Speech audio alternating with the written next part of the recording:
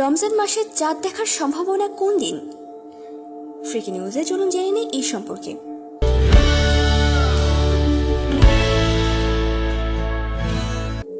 আগামী 25 মে বৃহস্পতিবার রাত 1:44 বর্তমান চাঁদের অমাবস্যাকাল পূর্ণ করে নতুন চাঁদের জন্ম হবে। এটি পরদিন 26 মে শুক্রবার সন্ধ্যা 6:39 সূর্যাস্তের সময় দিগন্ত রেখা থেকে 7 ডিগ্রি উপরে দেখা যাবে এবং 35 মিনিট শেষে সন্ধ্যা 7:14 অস্ত যাবে। এই দিন চাঁদের এক অংশ আলোকিত থাকবে, কিন্তু বাংলাদেশ থেকে কোথাও দেখার সম্ভাবনা নেই।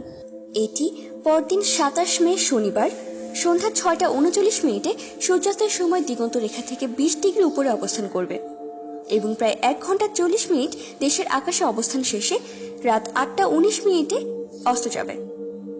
এই সময় চাঁদের 4% আলোকিত থাকবে এবং বাংলাদেশের আকাশ মেঘমুক্ত পরিষ্কার থাকলে একে বেশ স্পষ্টভাবে দেখা যাবে।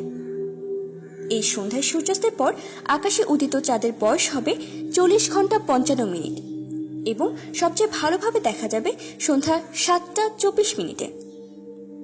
সুতরাং ইসলামী নিয়ম অনুযায়ী আগামী 27 মে সন্ধ্যায় নতুন চাঁদ দেখার সাপেক্ষে 28 মে 2017 রবিবার থেকে আরবি 1438 হিজরির রমজান মাসের গণনা শুরু হবে।